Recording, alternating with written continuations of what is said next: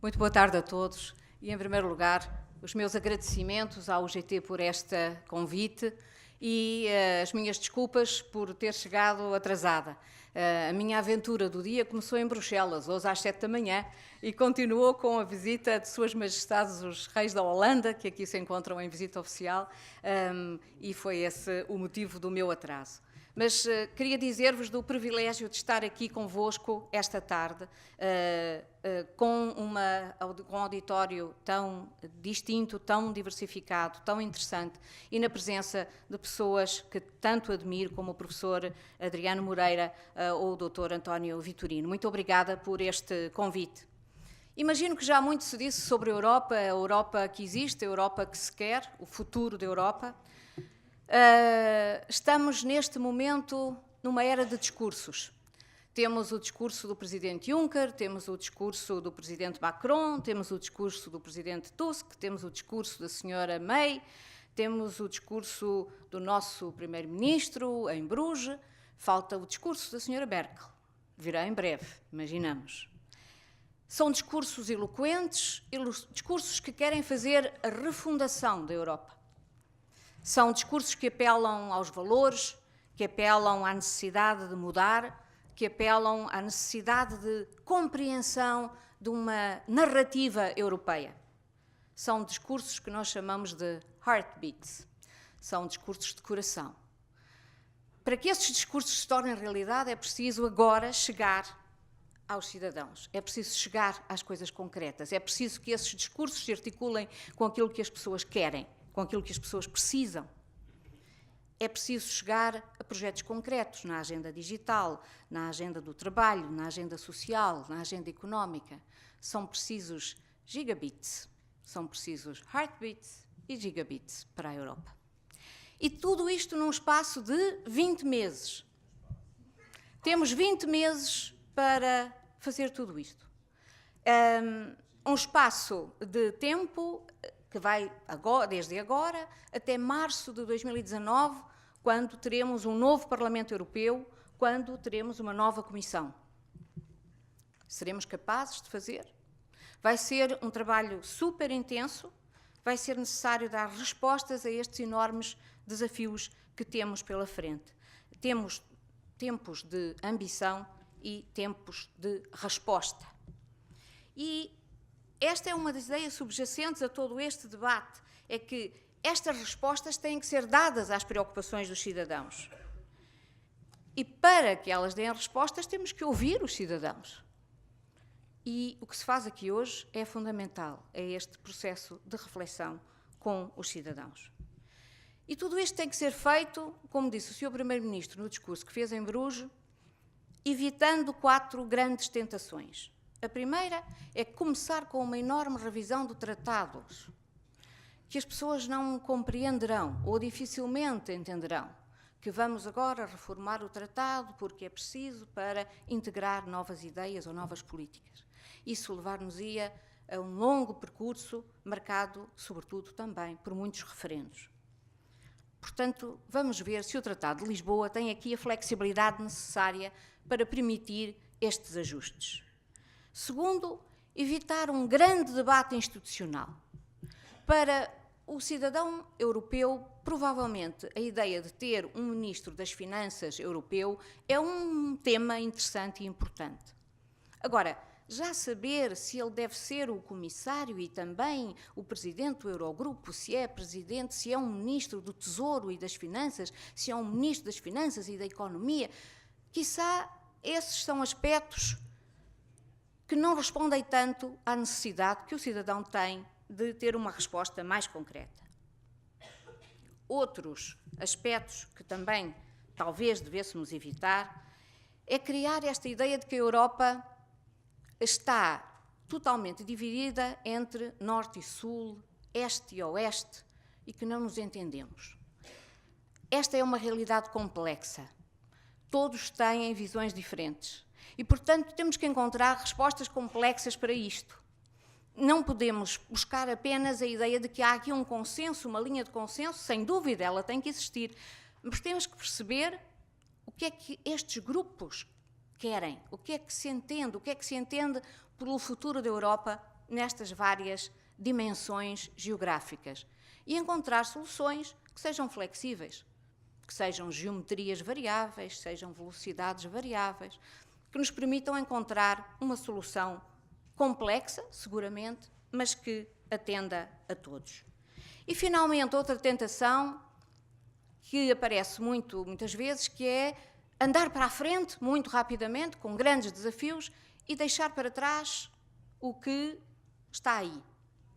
Nós precisamos de consolidar aquilo que temos, porque senão dificilmente conseguiremos alcançar respostas para os outros desafios.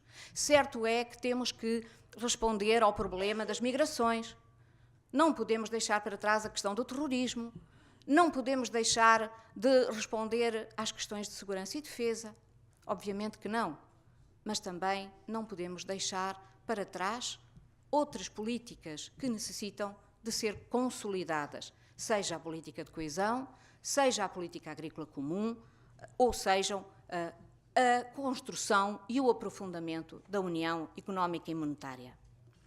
E aqui começa um pouco as coisas a tornarem-se mais específicas. Eu diria que para Portugal esta ideia do aprofundamento da União Económica e Monetária é extremamente importante. Mas não é apenas um debate economicista. Pelo contrário, precisamos que a vertente social seja um destes eixos da União Económica e Monetária. Que haja, por exemplo, neste quadro, a criação de um regime de seguro europeu contra o desemprego que apoie a curto prazo programas nacionais no caso das crises que depois têm um caráter social inegável. O reforço da dimensão social na agenda da União Europeia é, assim, para Portugal um tema prioritário. Uma Europa social, uma União baseada no crescimento sustentável que fomente o progresso económico e social, mas também a coesão e a convergência. Aquilo que o nosso Primeiro-Ministro falou em criar uma década da convergência. Uma década da convergência entre Estados-membros, mas também uma década de convergência aqui, dentro da nossa própria casa, para criar assim um futuro melhor para Portugal, mas também para a União Europeia, porque só desta forma se poderão fazer face aos desafios da globalização. E a União Europeia tem que recuperar esta confiança perdida durante a crise.